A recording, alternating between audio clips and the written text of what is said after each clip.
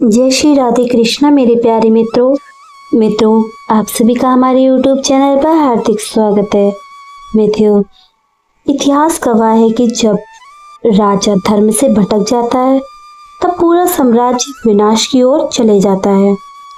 कुरुवंश का अंधा राजा धृष्टराज केवल नेत्रों से नहीं बल्कि अपने लालच मोह में भी अंधा बन गया था।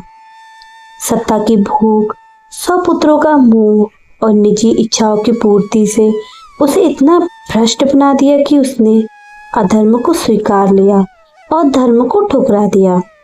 कहते हैं यही वह राजा है जिसने अपने लालच के कारण महाभारत जैसे महायुद्ध को न्योता दिया, और यह वही राजा है जिसने अपने क्षणिक सुख के लिए एक दासी के साथ गुप्त मिलन किया।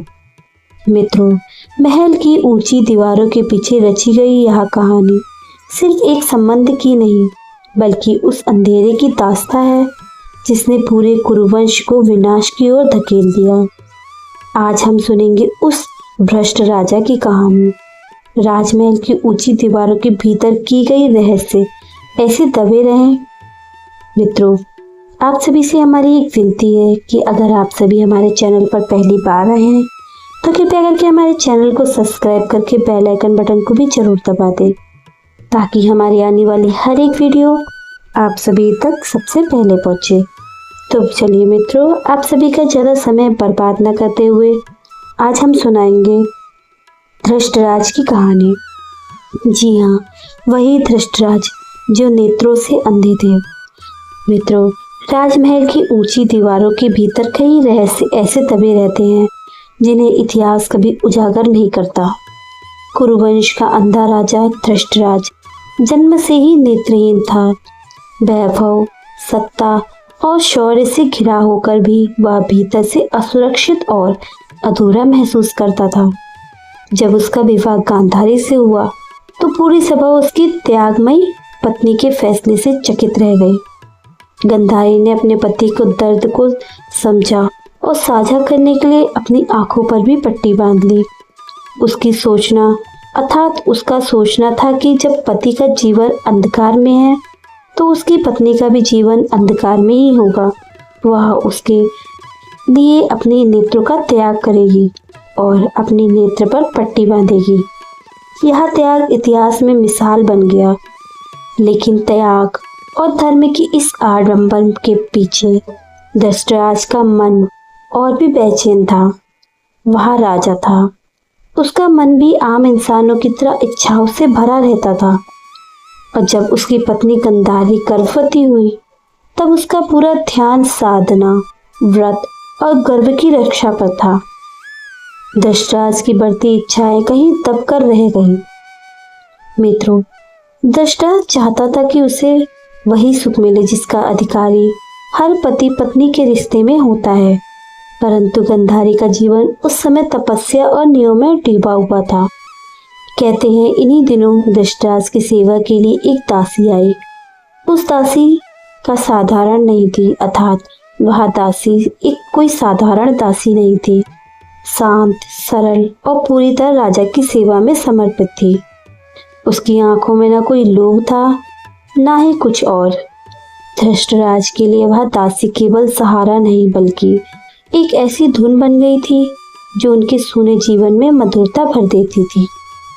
रात का सन्नाटा, महल की घड़ी और गहरी निस्तब्धता और दो की हल्की लौ, अर्थात रात का सुनसान और हल्की हल्की लौ, इन सब के बीच दोनों का मिलना मानो नियति का लिखा हुआ था। राजा उसके पास बैठते ही धीरे से हाथ थामते और उंगलियों से उनके चेहरे की रेखाओं को पहचानते। उस दासी चुपचाप उनको पकड़ लेती और मजबूर कर देती, मानो कहना चाहती हो कि आपका यह अंधकार अब मेरा भी है। धीरे धीरे उनके बीच की दूरी मिटने लगी। जहाँ पहले सेवा और कर्तव्य था वहाँ अब अपनापन और चाहत का रंग भरने लगा। धृष्टराज उसकी सांसों की आहट पहचानने लगे और दासी उनके मौन की गहराई में पड़ने लगी। उन क्षणों में राजा के सीने से लगकर वह दासी सब कुछ भूल जाती थी। अपनी पहचान, अपना दर्जा, यहाँ तक कि राजा की महल की मर्यादाएं भी, कि वह एक स्त्री है और एक दासी। धृतराज केवल एक पुरुष, दो अधूरे एक दूसरे में पूरा होने की भावनाओं के साथ एक दूसरे के साथ मिलन करते थे। उनका यह प्रेम चुप था परंतु गहरा था। ना उसमें कोई शोर था, ना कोई घोषणा, बस आत्मा से आत्मा का मिलन। वह दासी धृतराज के लिए केवल शरीर का सहारा नहीं बल्कि उनके हृदय की अनकही व्यथा की शरण स्थली भी थी। धृतराज ने उसी दासी से अपने क्षणिक सुख की तलाश की और वहीं पर उनका मिलन हुआ। उससे जन्मा पुत्र युधिष्ठिर, महाभारत में युधिष्ठिर का नाम दर्ज हुआ है मित्रों। लेकिन उनके जन्म की सच्चाई सब जानते थे। इसी कारण महल में रहते हुए भी वह अपने भाइयों से अलग महसूस करता था। युधिष्ठिर की प्रवृत्ति अपने कौरव भाइयों से भिन्न थी। उसने धर्म और न्याय की ओर झुकाव करा। कहते हैं कि महल में जब भी अन्याय होता वह चुप न रह पाता। इसी वजह से दुर्योधन और अन्य कौरव भाइयों को उससे चिढ़ थी। कई बार दुर्योधन ने अपमानित किया परंतु युधिष्ठिर ने सत्य का मार्ग नहीं छोड़ा। जब सभा में द्रौपदी का चीरहरण हो रहा था तब पूरी सभा मौन थी। भीष्म, द्रोण, कृपाचार्य जैसे महापुरुष भी चुप थे, परंतु युधिष्ठिर उन गिने चुने लोगों में से था जिसने उन घोर अधर्म को विरोध किया। उसने खड़े होकर, राजन, यह क्या कार्य अधर्म है, यह धर्म कार्य न करवाइए। एक स्त्री का अपमान पूरे राजवंश का अपमान होता है। यदि इसे रोका ना गया तो इसका परिणाम विनाश की ओर जाएगा। लेकिन उसकी आवाज को अनसुना कर दिया गया। दुर्योधन की हट और सभा का मौन उसके शब्दों को दबा दिया।